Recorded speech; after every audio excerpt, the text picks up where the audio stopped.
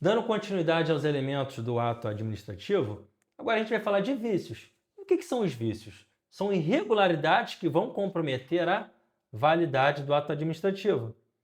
Agora, Calixto, essas irregularidades elas sempre vão gerar a nulidade de um ato administrativo? Existe algum tipo de vício que pode, ainda assim, ser sanado e aproveitar a prática desse ato administrativo? Sim.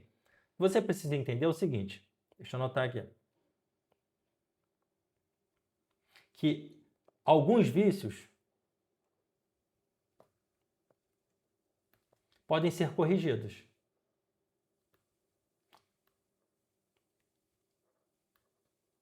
Quando a gente fala que alguns vícios podem ser corrigidos, então é porque irregularidades em algum dos elementos do ato administrativo podem ser sanadas. Então lá, você lembra que o ato administrativo ele possui 5 elementos: competência, forma, finalidade, motivo e objeto. Esses elementos podem apresentar algum tipo de irregularidade na hora que o agente público vai produzir o ato administrativo. Algumas dessas irregularidades podem ser sanadas pela própria administração, buscando o quê? Aproveitar o ato. E o que você precisa saber para fins de prova? Somente 2 tipos de vícios podem ser aproveitados. E aí você vai ver o seguinte: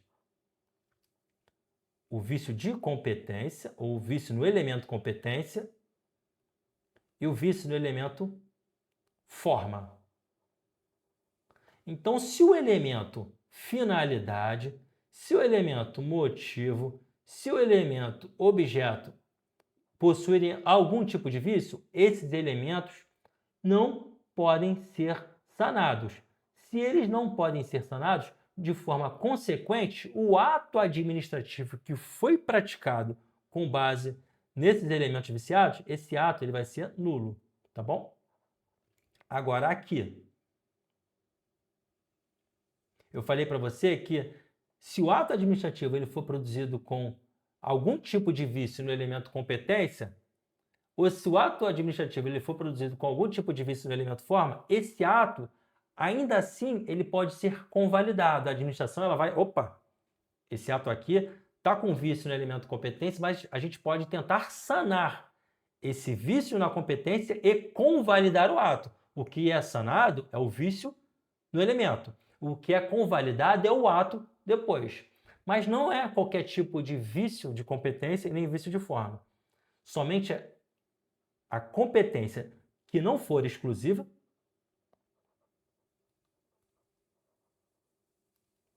e somente a forma que não for essencial. Então, peraí. Vamos lá. O ato administrativo ele possui 5 elementos, tá bom? Dentro desses 5 elementos, algum desses pode ter sido produzido com algum tipo de vício, com algum tipo de erro. Nem todos desses atos que estejam sob vícios podem ser sanados. Então, se o ato foi produzido com um vício no elemento finalidade, no elemento forma ou no elemento objeto, em um desses 3 elementos, eles não podem ser sanados. E, de forma consequente, o ato praticado ele não vai poder ser aproveitado, convalidado. Então, esse ato morreu. Porém, se o elemento forma ou se o elemento competência apresentar vícios, se algum desses elementos vierem a apresentar vícios, esses vícios podem ser sanados? Sim. E o ato depois pode ser convalidado? Sim. Então você já viu que o elemento forma e o elemento competência permitem ter seus vícios sanados e com isso o ato que foi produzido ser convalidado. Mas não é qualquer tipo de vício no elemento forma e não é qualquer tipo de vício no elemento competência. A competência do agente público não pode ser exclusiva.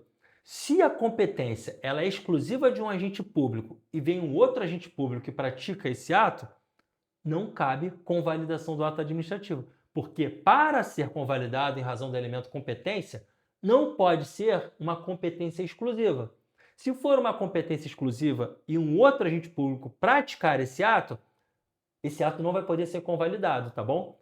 Agora, o outro aspecto, elemento forma. Se for uma forma determinada em lei, se a lei diz assim, ó, determinado ato tem que ser praticado de uma forma X, e aí nós falamos de forma essencial. Se esse ato for praticado com uma outra forma, esse ato também não pode ser aproveitado, não pode ser convalidado. Então, existem somente dois tipos de vícios que podem ser convalidados, permitindo que esse ato continue produzindo seus efeitos. Vício de competência, se a competência não for exclusiva, e vício de forma, se a forma não for essencial. E aí você vai marcar aqui o mnemônico foco. Quando cabe convalidação de atos administrativos com vícios? Nos elementos forma e competência, se a forma não for essencial e se a competência não for exclusiva. Guarda isso. É uma discussão que a gente teria aqui, e eu perderia muito tempo falando de coisas mais técnicas, mas se atém que somente o elemento forma e competência possibilitam que haja convalidação do ato administrativo. E não é qualquer vício de forma e não é qualquer vício de competência. A forma não pode ser essencial. O que é a forma essencial? Determinada em lei. Se a forma do ato estiver determinada em lei e o agente público não observa essa determinação legal, não cabe convalidação. E competência não exclusiva. Se a legislação diz que a competência para determinada prática de um ato é exclusiva de um agente público e um outro agente público produz, esse ato não pode ser convalidado, tá bom? Um outro tipo de vício nos elementos do ato administrativo nós já estudamos. Lembra, no excesso de poder, o agente público ele possui determinada competência para a prática de um ato, só que ele ultrapassa, extravasa as suas competências legais. Aqui o vício está no elemento competência.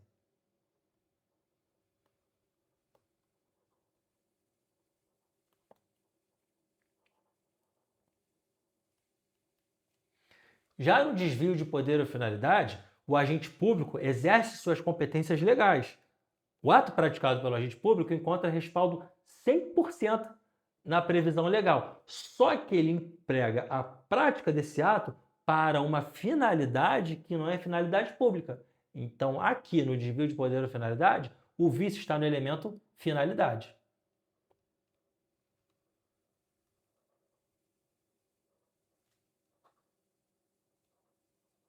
Tá bom? Eu já falei dos exemplos, mas tudo bem. No excesso de poder, o agente público possui a atribuição legal de aplicar uma pena de suspensão, até a suspensão. Só que ele verifica ali no ato de punir e aplica uma pena de demissão. Ele possui competência para determinado ato, só que ele ultrapassa as suas atribuições legais e aplica uma pena no qual não está prevista nas suas atribuições legais. Então aqui é um vício no elemento competência. E aqui no elemento finalidade, o exemplo da remoção. O agente público ele possui plenitude para, por exemplo, promover um ato administrativo de remoção de um servidor público. E assim ele faz.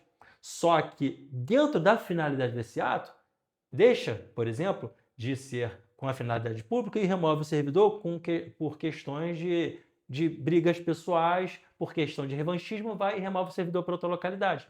Ele tem a competência plena para praticar o ato. E assim pratica. Só que esse ato é praticado com uma finalidade distinta da finalidade pública, com uma finalidade particular. Então, aqui você tem um vício do elemento finalidade. Beleza?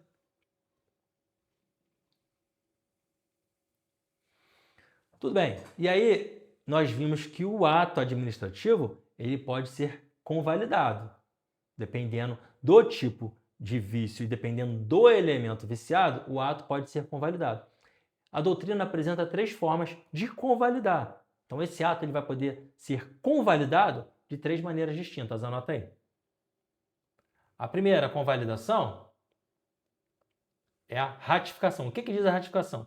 A ratificação vai ser a forma de convalidar o ato administrativo feita pela mesma autoridade que praticou o ato. Então, aqui, quem praticou o ato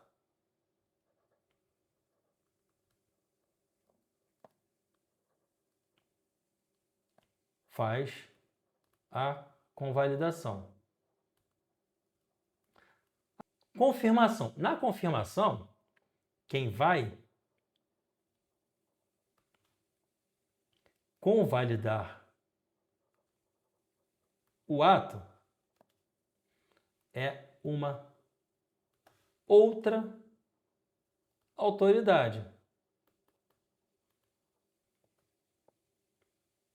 Diferente daquela que praticou o ato.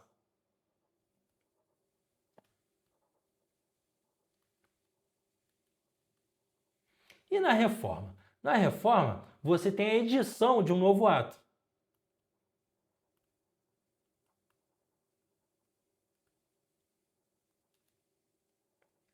E esse novo ato vai excluir a parte inválida do ato anterior.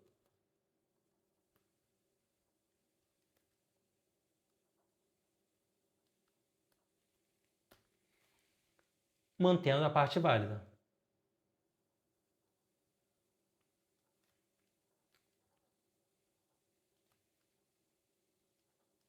Ah, Calixto, dá um exemplo de cada um, tá bom. Vou precisar estender aqui. Aqui na ratificação, você pode, por exemplo, uma autoridade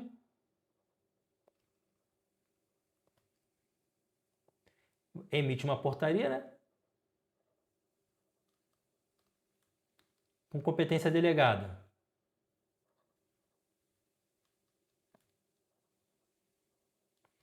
Mas a própria autoridade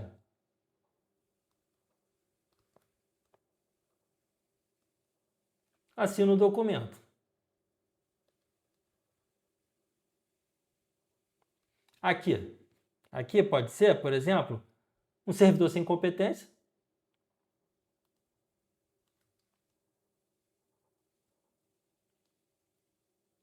Aplica a pena de advertência. E aí vem o chefe, o superior, concorda. Então o chefe que possui a atribuição legal, ele acaba confirmando o ato. O servidor não tem a competência para praticar o ato de aplicar a pena de advertência, mas vem o chefe, o superior, que possui a atribuição, e dentro da prática de todo o ato ainda, ele vai lá e concorda. Então, aqui é a confirmação, tá bom? Já na reforma, deixa eu colocar aqui, porque vai ficar meio... Na reforma, imagina o seguinte aqui, ó. Na reforma. Na reforma, imagina, por exemplo, um ato concede 40% de adicional. Então, você tem um ato administrativo ali que considera uma gratificação de 40%, um adicional de 40% na remuneração do servidor. Só que a lei fala em 30%. Opa! E aí vem uma nova decisão dizendo o seguinte, olha, esse ato vai ser reformado, tá bom? Vou excluir 10%, que essa parte é inválida, e você vai permanecer com 30%. Olha aqui, você tem a adição de um novo ato, e o novo vai excluir a parte inválida do ato anterior, mantendo a parte válida, tá bom? Discricionariedade versus vinculação. Bom, você aprendeu que o ato administrativo ele possui 5 elementos: competência, forma, finalidade, motivo e objeto. O que é um ato vinculado? O ato é vinculado quando esses 5 elementos eles estão pré-determinados pela lei. E aí o agente público, quando ele for produzir um ato administrativo, ele tem que seguir exatamente o que a lei diz sobre esses 5 elementos, de forma que ele não possui qualquer margem de análise. Ele não pode produzir o ato fazendo qualquer tipo de valoração, de análise, de mérito, porque esses 5 elementos estão definidos na lei, estão arrolados no texto legal. E aí o agente público, ele fica adstrito ao que a lei diz. Então, por ato vinculado, a lei já diz o que deve ser feito, tá? E aí você vai colocar aqui que todos os 5 elementos para a prática de um ato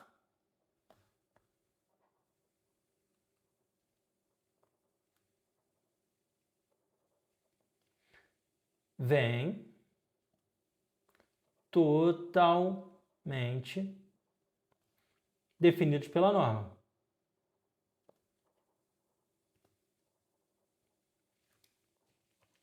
Exemplo clássico, o indivíduo vai tirar a sua carteira de habilitação. Então, a administração, ela não dá margens, na hora que ela for conceder a licença para o indivíduo dirigir, ela não traz margens de análise por parte do gestor público de verificar se convém ou se não convém. Por quê?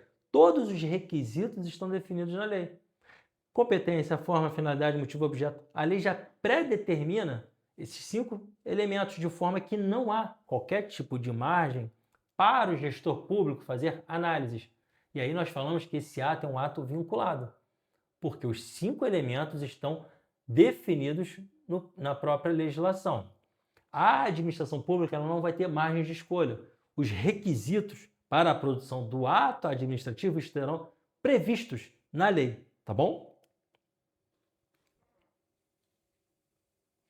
E o ato discricionário? Já no ato discricionário, os requisitos são previstos em lei. Tudo bem. Só que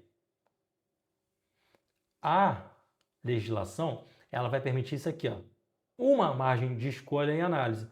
No ato discricionário, a legislação ela permite que o agente público emita uma valoração, que o agente público faça análises quando for praticar o ato, que o agente público perceba que é possível mensurar algo, que é possível fazer valorações quando for praticar o ato. Então, na discricionariedade, você encontra o que nós chamamos de uma zona de liberdade decisória.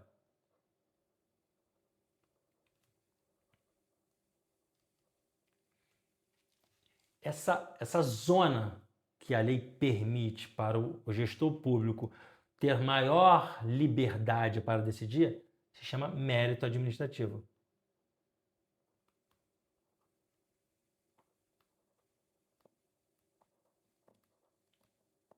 E aí você viu que o ato possui 5 elementos, né? Competência, forma, finalidade, motivo e objeto. 2 desses elementos que vão permitir que o agente público tenha uma maior margem de atuação, que o agente público possa exercer valorações, possa ter uma maior liberdade decisória. Quais são esses 2 elementos? Motivo e objeto. Então, os elementos motivo e objeto são os elementos responsáveis por permitir que o agente público exerça aqui, ó, o mérito administrativo.